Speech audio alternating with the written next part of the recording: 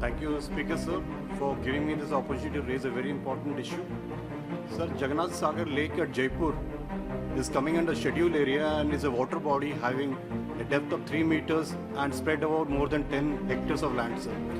with having very little aquatic vegetation and is considered as a lake. It is located entirely within the city limits and directly surrounded by urban developments with some recreational facilities limited to the shoreline area and also predominantly affected by urban human population, and the drainage basin is dominated by urbanization rather than geology, soils or agriculture. Unfortunately, the state government has not given due importance to include it in urban land, though it fulfills all criteria. I would request that necessary directions from Parliament may be instructed to Ministry of Environment and Forest and the State Government Odisha